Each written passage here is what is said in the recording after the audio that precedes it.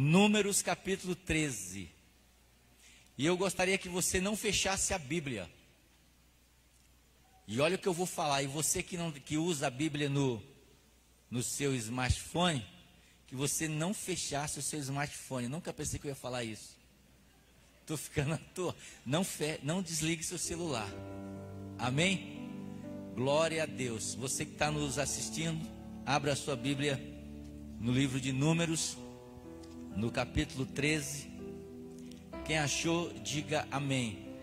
Você que está nos visitando pela primeira, pela segunda vez, se sinta em casa.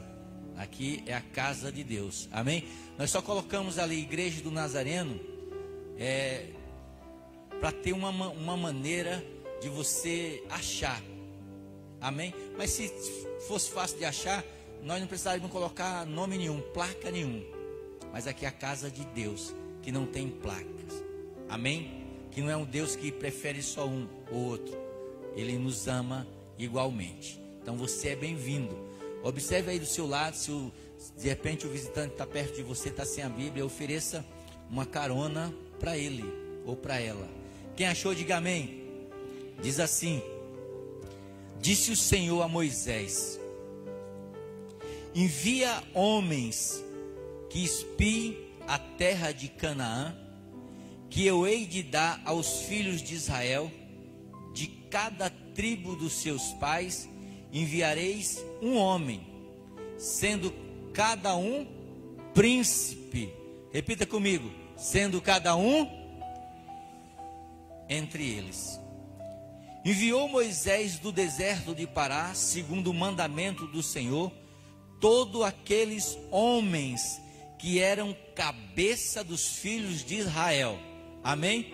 Olhe para o seu irmão e diga assim: você é cabeça e não cauda. Você está vendo que a palavra já está falando com você. Primeiro, você é príncipe. Olhe e diga: você é príncipe e princesa de Deus. Você é cabeça e não cauda. Amém? Então ele diz assim, olha: enviou, pois, Moisés do deserto de Pará, segundo o mandamento do Senhor, todos aqueles homens que eram cabeça dos filhos de Israel.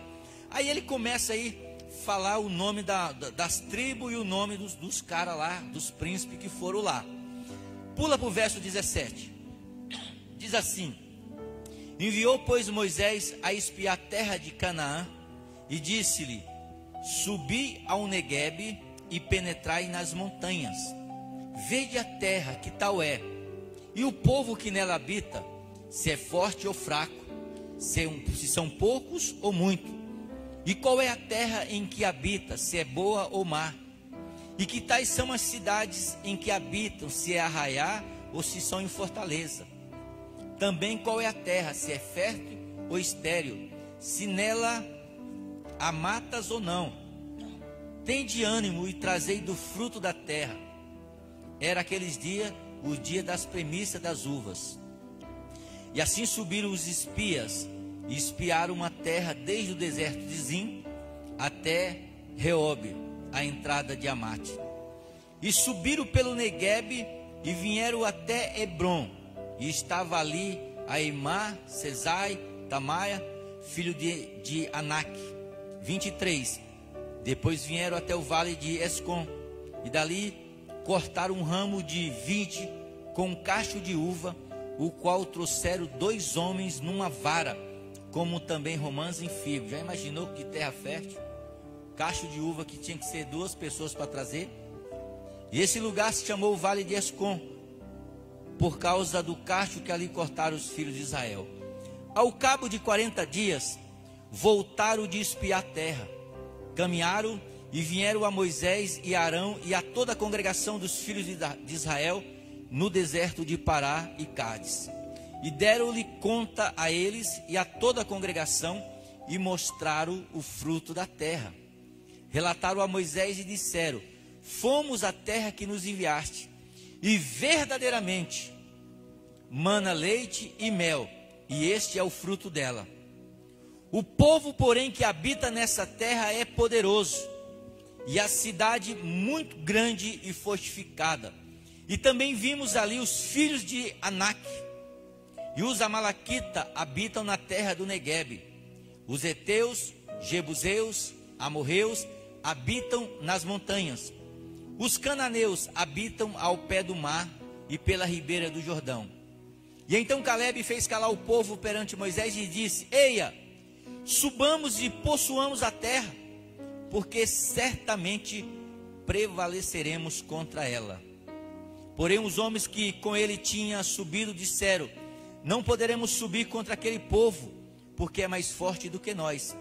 E diante dos filhos de Israel inflamaram a terra que havia espiado, dizendo: a terra pelo qual passamos a espiar é terra que devora os seus moradores, e todo o povo que vimos nela são homens de grande estatura. Também vimos ali gigantes, e éramos aos nossos próprios olhos como gafanhoto, e assim também éramos aos seus olhos. Amém? Assim como você se vê, é como as pessoas vão te ver. Eles olharam para eles e falaram assim: nós somos gafanhoto. As pessoas olham você e vê. Se você se acha um coitado, as pessoas vão achar você um coitado. Amém? Antes de eu ministrar essa palavra, deixa eu falar. Essa semana eu fui fazer uma visita na casa de um irmão.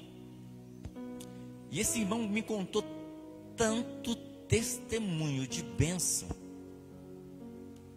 que eu fiquei assim, boquiaberto, né? Contou tanto testemunho. E ele falou para mim um segredo que ele disse. Ele disse assim: pastor,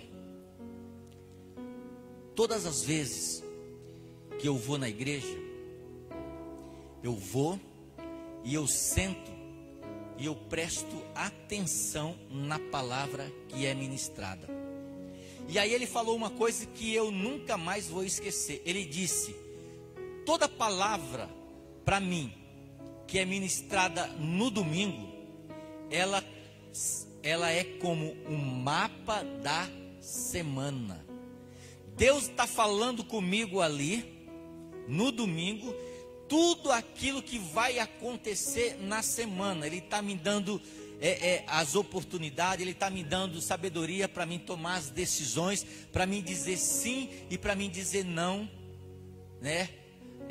A respeito de algumas coisas. Ele falou, por exemplo, pastor, quando você ministrou aquela mensagem sobre fidelidade, eu estava passando um momento muito crítico na minha empresa, porque eu tinha ali pessoas infiéis e eu estava precisando tomar uma decisão e eu não sabia o que fazer. Mas como eu tenho um hábito faz tempo de chegar no domingo e ouvir a palavra, e a palavra ela se viu como um mapa da semana para mim, quando eu ouvi aquela palavra, eu cheguei no outro dia, e eu não me lembro bem a quantidade, mas ele falou, eu não lembro bem a quantidade, mas ele falou assim, mais ou menos, eu mandei 20 funcionários embora que estavam me dando problema. Quando eu mandei esse pessoal embora, pastor, a minha firma virou um paraíso, uma tranquilidade. Acabou a fofoca. Tinha pessoas lá na minha firma que ficava dormindo.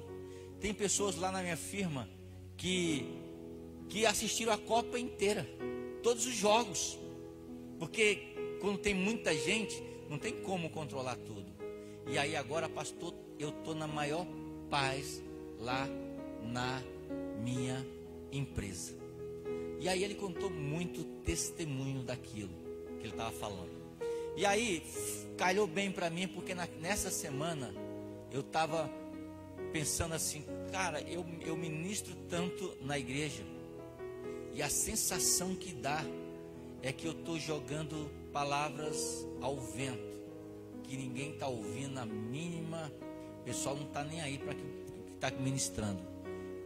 Mas quando ele falou para mim, eu entendi que pode ser que todos não estejam prestando atenção, mas aqueles que estão prestando atenção na palavra, eles estão tendo a vida transformada pela direção de Deus. Isso é milagre. Amém? Vocês lembram do texto que eu li? A Bíblia diz que quando o povo recebeu uma promessa de Deus, que Deus ia dar uma terra para eles que mana leite e mel. O povo andou durante 40 anos no deserto, e agora eles estão ali prestes a atravessar o Rio Jordão. E aí Moisés escolhe um grupo de 12 espias para verificar se a terra era exatamente como Deus tinha falado. A Bíblia diz que aqueles espias vão lá, eles verificam que realmente a terra mana leite e mel, traz uma prova daquilo que Deus tinha falado, porque Deus não é homem para que minta, e nem filho do homem para que se arrependa, amém? Se Ele prometeu para você, Ele vai cumprir. E aí a Bíblia diz que eles trazem, só que 10 desses espias, eles, além de trazer, eles vão olhar o que? Para dificuldade. E eles começam a olhar para a dificuldade, e essa dificuldade, ela gera o que? Medo neles. Amém? Então nessa noite eu queria falar sobre medo, um gigante a ser vencido. Repita comigo: medo, um gigante a ser vencido. Alguns anos atrás, eu fiz a minha primeira viagem de avião. A Suelen sempre foi o meu chaveiro. Aonde eu vou, ela vai. E aí eu precisei ir para Fortaleza, comprei uma passagem, primeira vez de avião. Aí eu entro lá com a Suelen, entro lá, sento, sigo as instruções da aeromoça, a Sueli também. E aí quando ela fala assim, ó, mais ou menos, daqui o avião vai subir e tal, vamos decolar, eu seguro nas duas, vou da cadeira assim, ó. Eu tô ali. A Sueli olha para mim, por ela andar comigo, ela me conhece, ela sabe quando eu tô alegre, quando eu tô triste, ela conhece as minhas emoções. E eu olhando ali para frente, eu só vi aquela mãozinha colocando assim em cima da minha, e falou assim: você está com medo, pai? Aí ela não esperou eu responder. Ela falou: segura na minha mão. E aí segurei na mão dela. O avião subiu. E foi ali a minha experiência. Eu tive medo naquele momento. O medo é um estado emocional que surge em resposta à consciência perante uma situação de eventual perigo. O medo é um estado emocional que surge em resposta da consciência perante uma situação de eventual perigo. A ideia de que algo ou alguma coisa possa ameaçar a segurança ou a vida de alguém faz com que o cérebro ative involuntariamente uma série de composto químico que provoca reações que caracteriza o medo. Amém? Quantos têm medo de alguma coisa aqui? Essa oração eu tô esperando. A Bíblia diz que Deus não leva em conta o tempo da nossa ignorância. Quando eu era mais novo, eu tinha o maior medo de ficar velho. E eu falei: se eu ficar velho, dependendo dos outros, meu Deus. E aí eu dizia para Deus: Deus, olha, com 60 anos o Senhor pode me levar. Aí eu falo: Deus, não leva não, que falta menos de 15 anos. Era um medo que eu tinha. Mas cada um de nós temos medo. Alguns têm medo de ficar desempregado. Alguns têm medo de casar. E aí quer ficar o resto da vida namorando. Porque tem medo de casar e assumir uma responsabilidade. Alguns têm medo de começar a dar um passo para a sua independência. Então, Alguns têm medo de ter filho. Então alguns têm, sabe, cada um tem, alguns têm medo de ficar doente. É ou não é? Qualquer coisinha, meu Deus. Senti uma dorzinha de nada cai no meu coração, eu vou morrer. Eu tenho que fazer um check-up. Mas você fez semana passada? Não, mas eu senti uma dor aqui agora. Aí o médico fala, tá tudo bem, não, tá tudo bem, o médico não presta. Eu vou no outro médico, é assim ou não? Aí você vai no outro médico, o médico também não presta, ele não me passou nenhum remédio. Ele tem que passar remédio para poder ela se sentir segura. Isso é medo. Então, várias pessoas estão com medo. Tem pessoas que estão com medo de qual é o próximo presidente que vai entrar. Então, há vários tipos de medo. Qual é o seu medo? Qual é o seu medo? Tem gente que tem medo de ir para o inferno. Hã? Se você confia em Cristo, se você nasceu de novo, se você confia na salvação em Cristo Jesus, você não precisa ter medo do inferno. Não é para você esse negócio. Fica tranquilo. Agora, há pessoas que são como os 10 espias em Israel. Há pessoas aqui nessa igreja, nessa noite, que são como os 10 espias de Israel. Quem eram os 10 espias de Israel? Primeiro, eram príncipes. E vocês são príncipes de Deus. São nobres. São homens de valor que foram escolhidos criteriosamente. Esses espias foram escolhidos criteriosamente. Não era qualquer um que Moisés estava mandando para espiar a terra. Era príncipe, era nobre, era homens de valores que foram escolhidos de uma maneira criteriosa. João capítulo 15, verso 16 diz assim: Jesus diz: não foste vós que me escolheste, ao contrário, eu vos escolhi. Era para você dar um glória a Deus nesse momento, irmão. Você sabe o que é escolher? Sabe o que é escolher? Escolher é isso assim, olha assim, para você se dar valor. Tem aquele monte lá, aí Deus vai lá e fala assim, ó. Esse, não. Esse sim. Esse, não. Esse sim. Esse sim. Ah, esse, não, esse aqui não, esse sim. Então você foi escolhido por Deus. A Bíblia diz que lá em Jeremias, desde o ventre da sua mãe, você foi escolhido por Deus, irmão. Amém? Então, por que você age como se não fosse? Então tem gente que age como esses 10 espias. Os 10 espias era príncipe, mas não agia como príncipe. Era nobre, mas não tinha nobreza nenhuma. Eles eram homens de valor, mas não se valorizavam. Mas João diz: não foste vós que me escolheste, mas eu escolhi a vós. Foi eles que escolheu. Esses homens ficaram encantados com as promessas de Deus. Esses príncipes, quando foram lá na terra de Canaã, verificar se a terra realmente era uma terra que mana leite e mel. Quando eles chegaram lá, que eles viram as plantações, as uvas, no tempo da primícia, eles ficaram encantados com aquilo que Deus tinha prometido.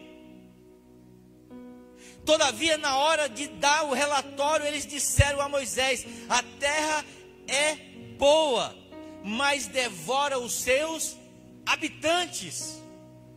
Como é que no momento eu fico encantado com aquilo que Deus fala através da palavra, eu tomo aquilo para a minha vida, eu sei, eu acabei de dizer que eu entendo que eu sou escolhido de Deus, que Ele tem um plano na minha vida, que Ele tem um projeto na minha vida, ao mesmo tempo que eu digo que a terra é boa, eu digo, mas ela devora os seus habitantes.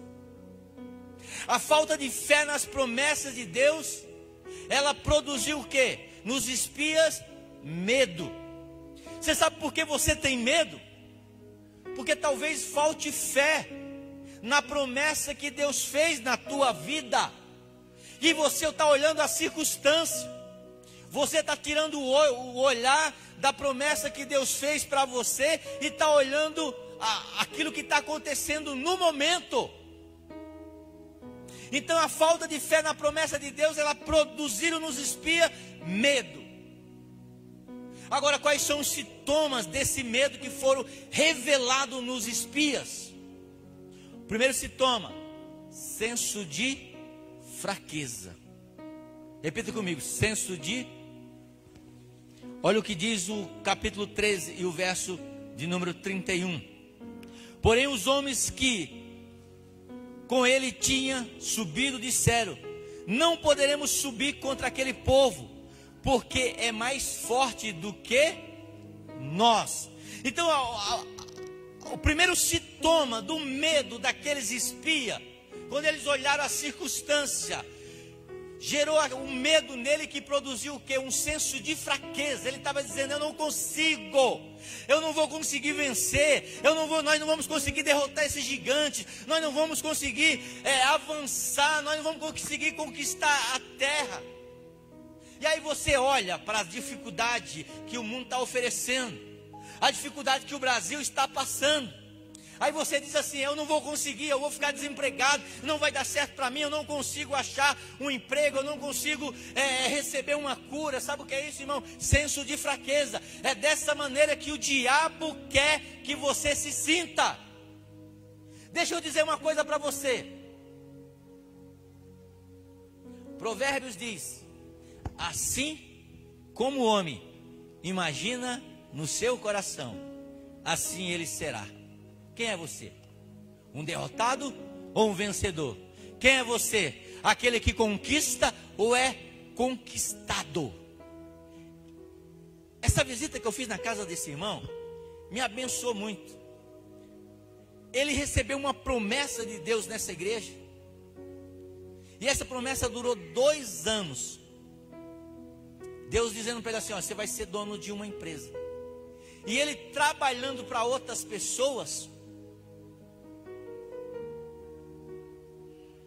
E no final do dia que ele trabalhava, ele pegava o seu cartão, pegava o carro dele, colocava uma roupa bem bonita, roupa de rico, mas não era rico nada, R$20 para pôr gasolina no carro, e ele ia lá levar os seus orçamentos. Chegava lá vem um fulano, pá. O carro estava lá sequinho, e ele lá: pois não, ó, você precisa fazer esses orçamentos para mim mudar e tal, né? Espera aí que eu vou ver na minha agenda. A agenda estava branca, mas ele falava assim: a agenda está cheia. Por quê? Porque ele estava agindo como se tivesse já acontecido. Porque o que é fé? Fé é agir como o milagre já tivesse acontecido. Se você agir para adorar a Deus, para glorificar a Deus, depois que o milagre aconteceu na sua vida, isso não é fé. Porque a fé não é acreditar naquilo que a gente está vendo, mas a fé é acreditar naquilo que nós não estamos vendo. E aí eu me lembro de um episódio meu agora, que eu nem achei que eu estava agindo desse jeito. Mas o que eu fazia lá em Vargem Grande do Sul? Tinha 2 famílias lá, né? Igreja pequena. Em um dia eu visitava a igreja inteira. Aí eu abria a igreja. Aí eu chegava assim, sabe? Né? Chegava, fiz um escritóriozinho assim de madeirite, assim, não é madeirite, como é que chama aquele? Divisória. Fiz o escritório lá. Aí eu chegava assim. Aí eu sentava lá, tipo aqueles pastorzão assim. Colocava a agenda assim. Aí às vezes alguém ligava para mim: ô pastor, o senhor pode vir aqui e tal na minha casa? Eu falei assim: ô irmão, pera um pouquinho que eu preciso ver na minha agenda como é que tá. A agenda estava assim, ó, desse jeito, de janeiro a dezembro. Não, pera um pouquinho que eu vou ver na minha agenda. E aí eu falava assim: Deus, um dia cuidado com o que você pede a Deus. Falei: um dia, Deus, eu vou estar num gabinete E aí eu não vou dar conta de tanta gente que eu vou atender. Não preciso nem falar nada para você, né? De vez em quando a gente tem que chegar em casa e tem que desligar o celular. Por quê? Porque assim como você age no seu coração. Eu tinha uma igreja de 30 pessoas. Eu fazia reunião com essa semana oxigênio que eu faço aqui, eu fazia com eles também. Não, porque eu colocava no coração dele, não, ó, nós somos pequenos hoje, mas nós vamos ser uma igreja grande. E aí eu começava a agir como pastorzão lá. Não, vamos lá, irmão, nós vamos orar e vamos fazer treinamento de líder. E treinamento de líder lá tinha 2 líderes para me treinar. Reunião de líder lá tinha 1 líder lá. E eu ia lá, tipo assim, não, a igreja tem que agir como se ela fosse grande, como ela ganhasse. E é assim que a gente tem que agir, porque assim como você pensa no seu coração, você é. Amém? Tem gente que age assim, os da minha idade vão lembrar desse desenho. Ó céus, ó vida, ó azar. Não, nós temos que agir como se nós fôssemos vencedores. Pastor, mas eu estou passando luta, eu estou passando perrengue. Mas em Cristo você é mais do que vencedor. Aleluia!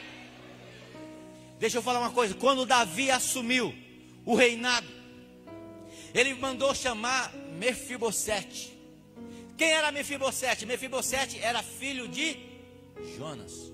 A Bíblia diz que quando houve uma guerra que Davi estava vencendo Saul, a babá de Mefibosete, quem era Jonas? Jonas era filho de Saul, então Jonas era quem? Era príncipe. Mefibosete era quem? Era o quê? Príncipe. Então quando houve a guerra, a babá pegou o Mefibosete e saiu correndo para salvar a vida dele. O que aconteceu? Ela tropeçou, ela caiu e o moleque quebrou as pernas. Foi levado para morar em Lodebar. Sabe o que era Lodebar? Lodebar era uma favelona, onde o esgoto era céu aberto. Lodebar era igual a cidade do ministro Júnior. Então Lodebar, sabe, o cara estava morando numa favela. Olhe para mim. Quando Davi disse para um dos servos: existe alguém da casa de Jonas para que eu possa fazer bondade para ele por causa de Jonas? Alguém diz assim, existe um aleijado das pernas chamado Mefibosete, ele mora lá em Lodebar. Então quando ele trouxe Mefibosete até a mesa, até o palácio de Davi, Mefibosete veio igual um cachorro se arrastando e dizendo assim: quem é o teu servo para que o Senhor possa trazer para morar aqui no palácio? Sabe quem ele era? Ele era um príncipe, ele era filho de Jonas, ele era neto de Saul, ele era príncipe. Só que o diabo tinha colocado no coração dele que ele era o quê? Um cachorro, que ele era um verme, que ele não era ninguém. E quantas vezes o diabo tem colocado no coração dos crentes que eles não são nada, que eles vão ser sempre derrotados, que nada mais vai dar certo, e eles aceitam isso e ficam se rastejando para o diabo. Mas deixa eu dizer uma coisa para você nessa noite, meu amado irmão. Você é príncipe de Deus. Você é escolhido de Deus. Você é filho e filha de Deus. Você é herdeiro das promessas de Deus. Então não aceite. Agora, qual que é os sintomas do medo revelado aqui nos espia? Primeiro, senso de fraqueza. Nós não podemos subir. Estes homens anularam a promessa de Deus. Quando você diz eu não consigo, você está anulando a promessa de Deus. Quando você diz não vai dar certo, você está anulando a promessa de Deus. Meu amado irmão, pode vir a tempestade que for, mas se você tem promessa de Deus na sua vida, o diabo não vai tomar vantagem em relação a você, a não ser que você aceite. Esses caras aqui, ele era um príncipe de Deus, mas ele estava agindo como um covarde. Esses homens anularam a palavra de Deus. Então quando você diz eu não consigo, Quando você diz não vai dar certo, você está anulando a palavra de Deus. Com a tua palavra, você está anulando a palavra de Deus. O que é que foi pregado aqui na quinta-feira? Ezequiel, profetiza. Porque com a palavra você pode validar a palavra de Deus, eu creio. Como com a sua palavra você pode invalidar a palavra de Deus, eu não creio, não aceito na minha vida. Quando você está dizendo não vai dar certo, você está dizendo não, Deus, não aceito as promessas de Deus na minha vida. Quando você diz vai dar tudo errado, é porque você está dizendo não aceito as promessas de Deus na minha vida. Esses homens invalidaram a palavra de Deus, duvidaram do poder de Deus a enxergar os obstáculos. Como os filhos de Israel, quando estavam com guerra com os filisteus, levanta lá o Golias, e os filhos de Israel começam a invalidar a palavra de Deus de vitória, com medo do gigante. E por quê? Porque eles estavam olhando para o gigante. Aí tem que vir um molequezinho pequeno, chamado Davi, e ele vê o gigante igual todo mundo vê. As promessas de Deus e as bênçãos de Deus, ela depende da maneira de como você enxerga. A Bíblia diz que Geazi, o servo de Eliseu, chama Eliseu de manhã cedo e diz: olha, Eliseu, os sírios estão te cercando, vão te prender. Pela janela ele mostra, olha lá, estão lá te prendendo na colina. O exército sírio está ali todo para te prender. Eliseu olha na mesma janela que o seu servo vê. Sabe quem Eliseu vê? Eliseu vê um exército de anjo, e ele diz assim: Senhor, abre os olhos desse moço, para que ele veja que maior é aquele que está conosco do que aqueles que estão com ele. Então, meu amado irmão, a mesma janela que mostra a maldição para você, é a mesma janela que você pode ver bênção. Depende do olhar que você enxerga a promessa de Deus na tua vida. Quem já leu a história de José? Deus prometeu: José, você vai governar esse negócio aqui. José lá na cadeia, lá na casa de Potifar, as pessoas olhavam, é um escravo. Ele dizia: eu não, eu estou mais perto da promessa de Deus. Quem vê no texto alguma referência, ou na Bíblia inteira, que José reclamou de onde ele estava? Sabe por quê? Porque aonde José estava, ele não enxergava os problemas, ele enxergava a promessa de Deus na vida dele. Talvez você fez muitas coisas e teve que parar, e teve que retroceder. Agora, o retroceder, meu irmão, quando você tem que voltar alguns passos para trás, não volte para ficar atrás, volte para dar impulso para você ir na frente. José estava, nos olhos de algumas pessoas, estava voltando para trás, porque estava sendo escravo lá de Potifar, mas ele estava dando um impulso para ir lá na frente. O impulso de José levou ele para onde? Para a prisão, e da prisão ele teve um outro impulso que levou lá para o palácio de Faraó, e aí não tinha lugar mais para ele ir. Sabe por quê? Porque ele tinha chegado aonde Deus queria que ele chegasse. Então eles tinham dúvida, porque eles enxergavam os obstáculos. Eles tiraram os olhos de Deus e só olharam para a adversidade. Se você olhar só para o seu problema, meu irmão, só para a sua dificuldade, você não vai conseguir enxergar o Deus acima da dificuldade. Não é à toa que a Bíblia diz lá no Isaías 40, e ela chama cada um de nós de águias, e ela diz assim: mas os que esperam no Senhor renovarão suas forças e voarão com asas como águia. Sabe uma das coisas da águia? No meio de uma tempestade muito grande, todos os pássaros, eles procuram um abrigo para se abrigar no meio daquela tempestade. Sabe como a águia faz? Ela voa acima da tempestade. Deus está dizendo para você, no meio da dificuldade, eu quero levar você para voar no meio da dificuldade. No meio da tempestade, eu quero levar você para voar no meio dessa tempestade, acima dessa tempestade.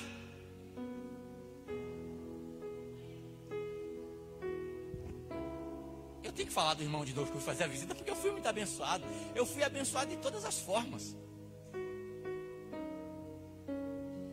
No meio dessa crise, sabe o que ele falou para mim?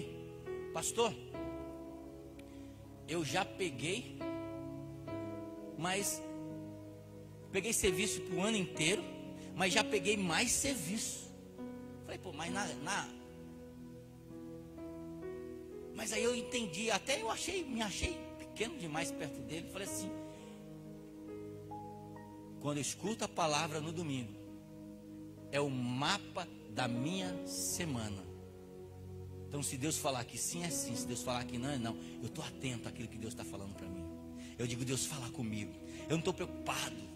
Eu estou ali, eu não levanto para ir no banheiro, pastor. Eu não fico conversando com ninguém, não abro o celular. Eu fico só esperando aquilo que Deus Pai vai falar, porque eu sei que é o mapa do meu caminho. Porque se eu não prestar atenção nas coordenadas que Deus está me dando naquele momento, eu vou me perder no meio da semana. Então eu fico pensando, olhando e dizendo assim, Deus me mostra onde eu tenho que fazer, que é a situação, se eu tenho que dizer não, se eu tenho que dizer sim, o que é que eu tenho que fazer. E Deus tem abençoado a vida dele. Agora, qual o sintoma do medo? Primeiro, senso de fraqueza. Segundo, complexo de inferioridade. Olha o que diz Números 13:31. Vai dizer o seguinte: porém os homens que com ele tinham subido disseram, não podemos subir contra aquele povo, porque é mais forte do que nós.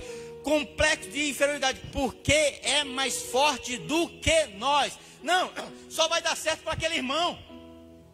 Eu fiz um concurso, pastor, mas não vou passar não, é muita gente. Só tem 2 vagas. Meu irmão, você já pensou que uma dessas vagas pode ser sua? Por que tem que ser? Por que você já quer dar para o outro? Aí eu fui fazer uma entrevista de emprego, pastor, mas tinha só 2 vagas e tinha lá umas 20, 30 pessoas. Ô irmão, é 2 vagas, uma pode ser sua, você já pensou nisso?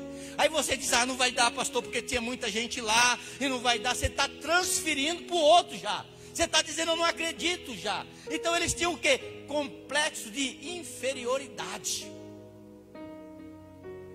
Eles não acreditavam em quem eles eram. De fato, a cidade a ser conquistada, ela era poderosa, era grande, mas maior era Deus na vida deles, maior era Deus com eles. Sabe um texto que eu gosto? Tem alguns textos que vocês já notaram que eu gosto. Por exemplo, eu gosto de Romanos 12, capítulo verso 1. Eu gosto de Hebreus 12. Eu sempre falo ou não falo. Mas tem um que eu gosto também, Jeremias. Lamentação de Jeremias 3. E se eu não me engano, o versículo 11. Diz assim: quero trazer à memória aquilo que me traz esperança. Quando eu olho que a minha vida na atualidade, ela passa por alguns momentos de adversidade, eu começo a olhar para o que Deus fez na minha vida no passado. Eu começo a olhar da onde eu vim, eu começo a olhar aquilo que Deus fez, aquilo que Deus cumpriu na minha vida. Aí eu olho e falo assim para o diabo: olha, Satanás, a adversidade pode estar grande nesse momento, mas deixa eu esfregar um negócio na tua cara. Deixa eu te lembrar uma coisa. Você lembra quando você veio contra a minha vida e Deus fez isso? Você lembra quando você fechou essa porta e Deus abriu aquela outra? Então deixa eu falar uma coisa para você, Satanás. Olha, a adversidade é grande, mas maior é o meu Deus. O meu Deus é bem maior. O meu Deus é bem maior. Aleluia. Eles tinham um complexo de inferioridade. Terceiro, a autoestima estava lá embaixo. O verso de número 33 vai dizer o seguinte: também vimos ali gigantes, e éramos aos nossos próprios olhos como gafanhoto, e assim também éramos aos seus olhos. Eles eram o quê? Príncipes, não era isso? Mas eles escolheram a se sentir como insetos, como algo que você pisa aqui em cima. Eles eram cabeça, mas na sua mente eles se sentiam como cauda. Tem uma música, um rap aí, não é gospel, mas a frase diz o seguinte: você pode tirar Você pode tirar o cidadão da favela, mas você não consegue tirar a favela de dentro do cidadão. Isso é para lá, porque dentro do povo de Deus não. Deus nos tirou, nós éramos cauda. Deus colocou você como cabeça aqui dentro, e você não pode, eu te proíbo de se sentir como cauda. Deus, você era derrotado, Deus te colocou aqui como mais do que vencedor, e eu te proíbo se achar menos do que isso. Você é mais do que vencedor. E não se sinta como um inseto, não se sinta como alguém inferior, porque Deus é contigo. Você tem, olha irmão, deixa eu falar uma coisa para você. Mesmo que as coisas não esteja tão bom, que você não seja, meu irmão, paga de vencer, sai daqui assim, ó, sou rico. Teve um dia, ainda bem que a minha esposa estava aqui, eu fui lá eu também nunca mais fui lá. Eu fui numa churrascaria muito chique, aí levar minha esposa, era aniversário de casamento, e eu tinha uma Brasília azul. Eu chamava ela de Trovão Azul. Quem lembra do seriado Trovão Azul? Você lembra, né? Chamava de Trovão Azul. Eu fui lá. Aí, quando você chega lá, nesse lugar, o manobrista sai, ele pega o seu carro e ele coloca um negocinho lá em cima lá com o número. Já viram isso? Chego lá, posto lá, não aparece ninguém, mas eu tô ali dando uma de rica, né? Porque eu sou rica. Aí depois de muito tempo aparece alguém lá, o cara coloca lá de qualquer jeito, eu entro, janto, né? Aí quando eu olho lá, eu vejo todos os carros com aquele negócio, e a minha Brasília não tem. Eu falei, moço, por quê? O meu dinheiro é o mesmo desses carrão. Então assim, eu fui discriminado, não voltei nunca mais lá. Mas eu entrei lá como rica. Então, meu amado irmão, não ande como derrotado. Você pode até estar passando por algumas dificuldades na sua vida, mas ande como se você fosse um vitorioso. Aleluia! Ande glorificando a Deus, exaltando a Deus, dizendo a Ele: Deus, Tu és maravilhoso, eu creio nas Tuas promessas, Senhor. Ô irmão, por que você acha que eu fico falando aqui? É porque eu falo, não, essa igreja, nós vamos dominar aqui, vamos ganhar a região do Ouro Verde. Eu estava almoçando, fui tomar um café sábado agora com um pastor de uma igreja daqui da região, de uma das igrejas de Nazareno. Tomando café com ele, eu falei assim: meu irmão, é o seguinte, eu não falei isso não, né? Falei, ô pastor, é o seguinte, pastor a gente fala mais coloquial, né? Ô pastor, a paz. É o seguinte, pastor, deixa eu falar uma coisa para você. Ó, eu estou com um projeto assim, assim, assim. E é o seguinte, olha, a 8ª igreja de Nazareno, nós vamos ganhar as almas dessa região inteira, pastor. Nós vamos fazer aqui a diferença. Essa igreja vai abalar, pastor. Olha, se sobrar para as outras, mas nós vamos. Você imaginou falando, pastor? Por quê? Porque eu estou profetizando. Eu estou profetizando que a gente vai fazer a diferença aqui. Eu não ando como um derrotado. Eu não ando como alguém que... Você quer ouvir dificuldade, irmão? Senta perto de mim. Você vai ouvir todo tipo de dificuldade que eu vou absorvendo. Mas quando termina a noite eu digo: eu sou mais do que vencedor, o Senhor é comigo. Amanhã será um dia diferente. Aleluia. Eu passei por dificuldade hoje, mas amanhã será um dia diferente. Então, quarto, eles tinham uma visão distorcida da realidade. Você sabia que o medo, ele faz com que você enxergue coisas que não existem? É ou não é? Já falei aqui do medo que eu tinha no pé de 8,5, um negócio terrível. Eu olhava aquilo lá, e naquela época lá tinha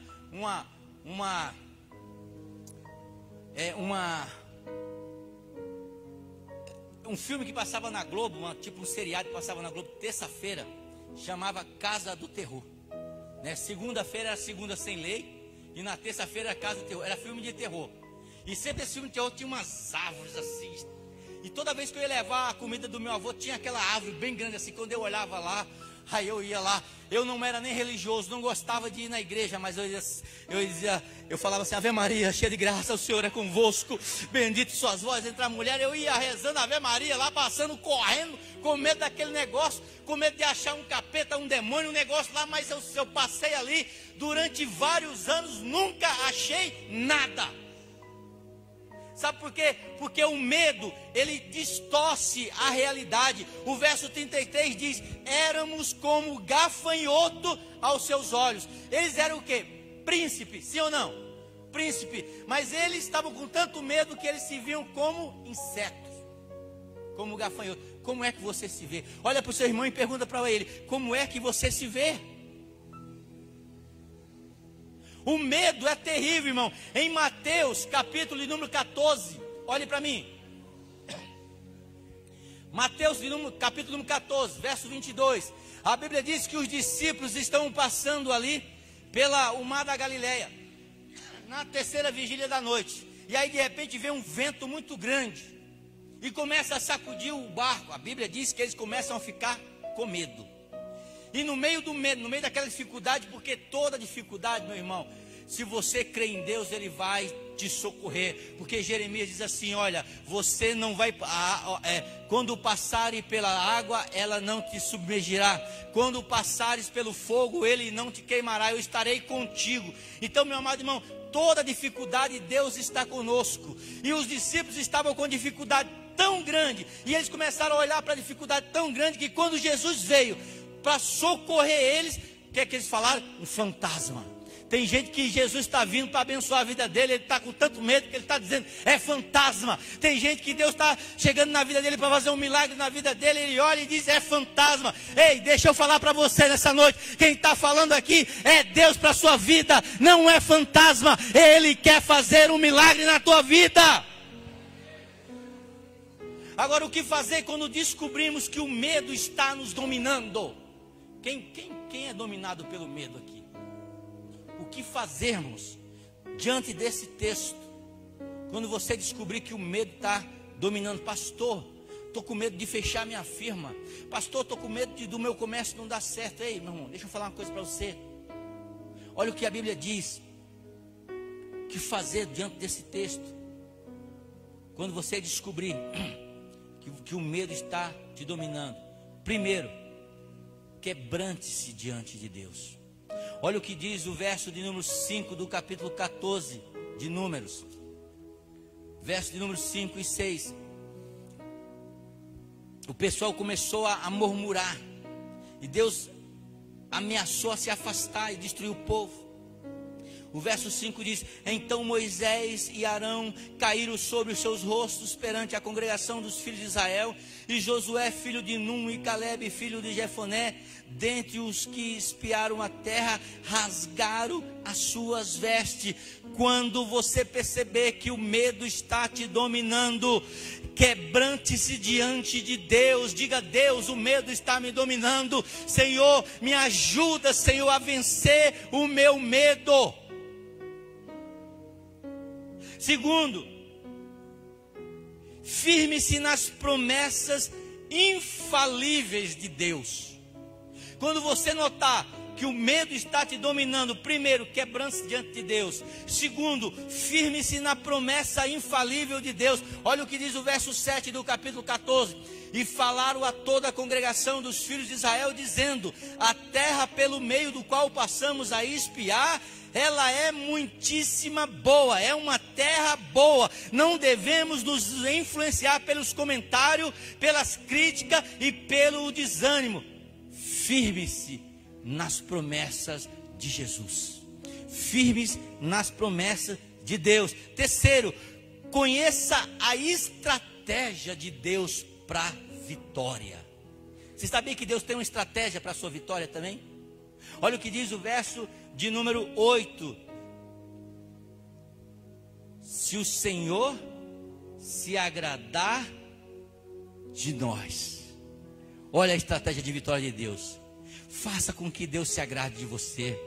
Quando Deus se agradar do seu povo, o seu povo se tornará imbatível. Quando Deus olhar para você e dizer: achei um homem, achei uma mulher, achei uma criança, achei um jovem no qual eu me agrado, deixa eu falar uma coisa para você: os céus vai se abrir, o milagre vai acontecer na tua vida. Deus também tem uma estratégia para você. Deixa Deus trabalhar na tua vida, confia nele. Se o Senhor se agradar de nós, a primeira estratégia de Deus, deixa ele se agradar de você. Você está fazendo aquilo que agrada a ele?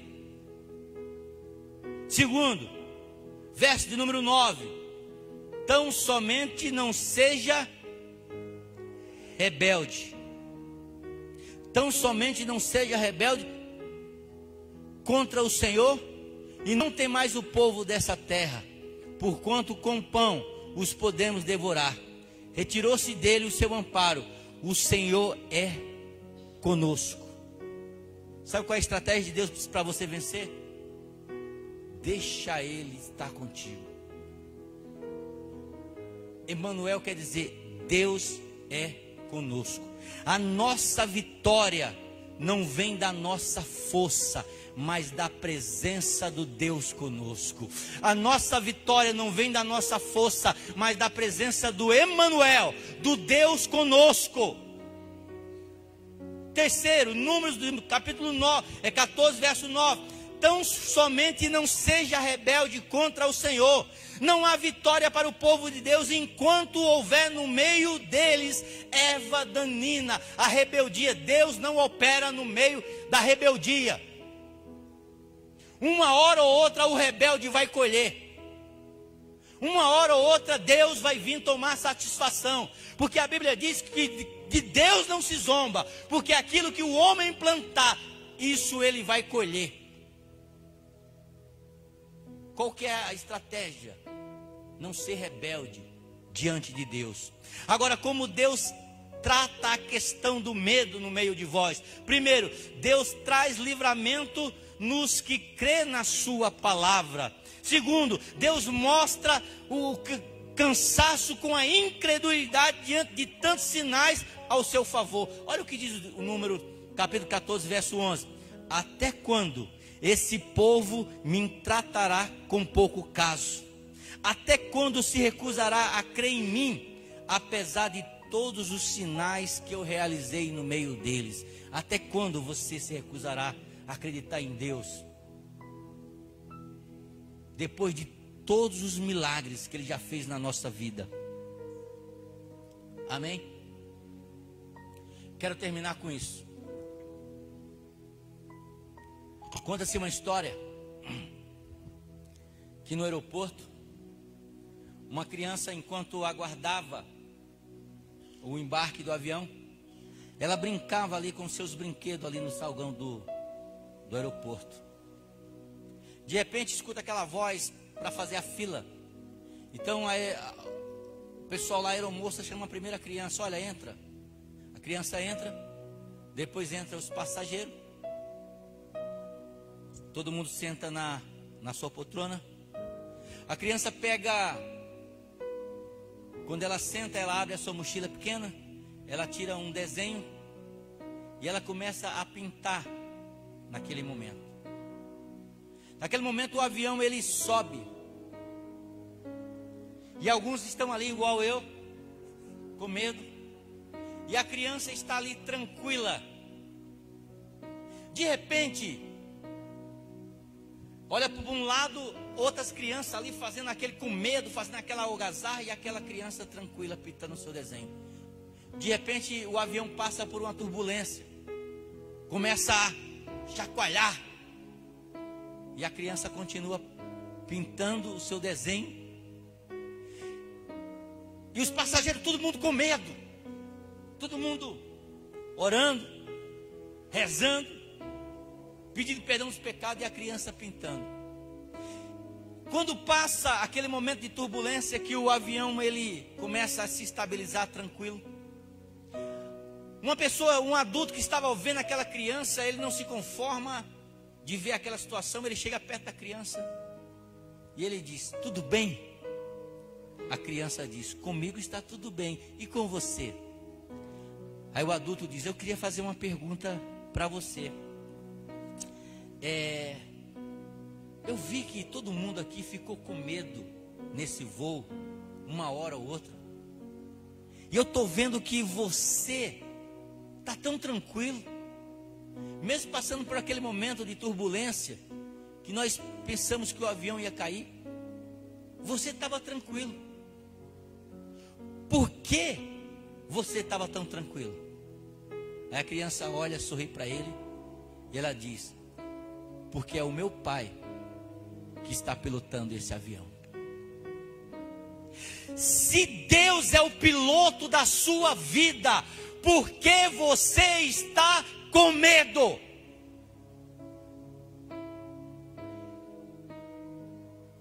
Se você diz que é Deus que governa a sua vida, que pilota a sua vida, por que você anda com medo?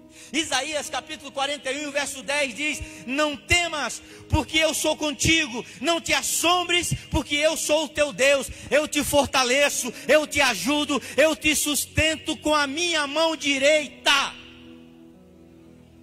Ei, eu estou pegando para alguém que está entendendo essa mensagem aqui nessa noite.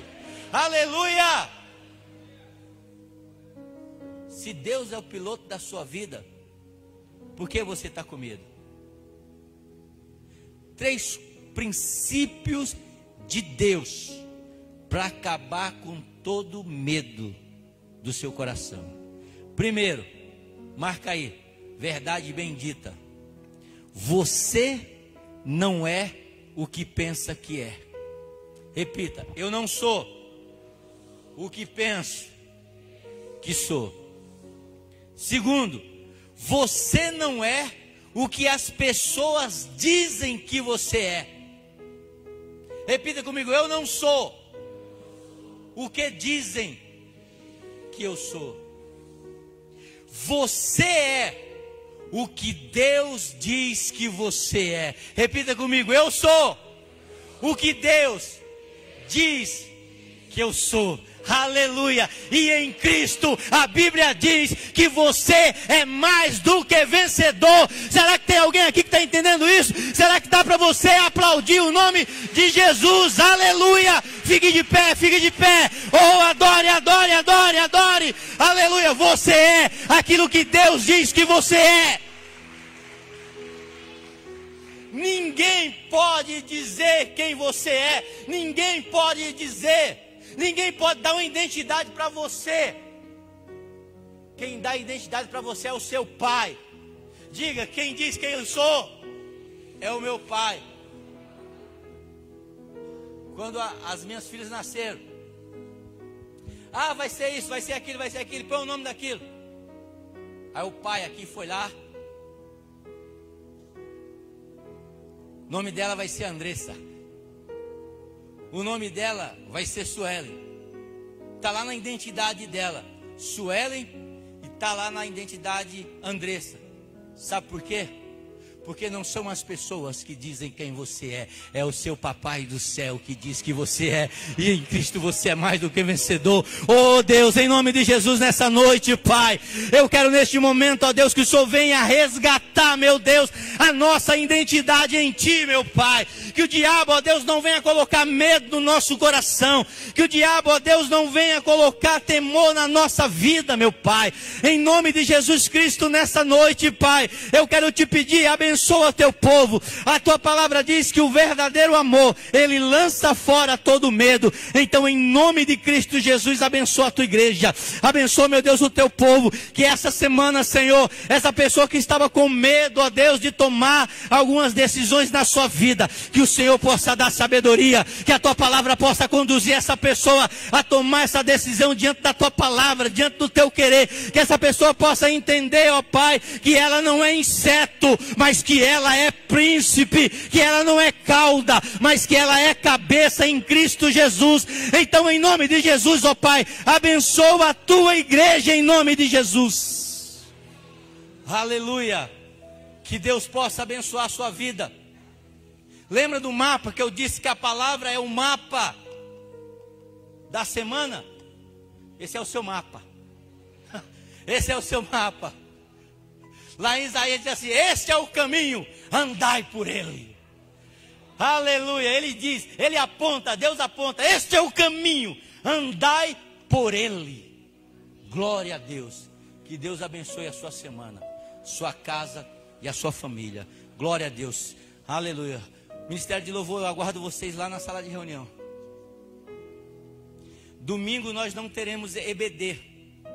Tá certo? Por quê? Dia dos Pais. Então que você possa ficar com seu pai. Aleluia. Talvez você fale: pastor, essa data é muito triste, porque eu não tenho pai. Eu também não tenho, mas nós temos um papai do céu que deu uma identidade para você. Fica com ele, fica com ele, fica com ele. Pai, em nome de Jesus nós te louvamos nessa noite. Em nome de Jesus nós te agradecemos, Pai. Que a graça de Deus, Pai, que a consolação do Espírito Santo de Deus e o amor de Jesus esteja em nosso coração, hoje e para todo sempre. Que você diga amém. Cumprimente seu irmão, aplauda o Senhor. Aleluia.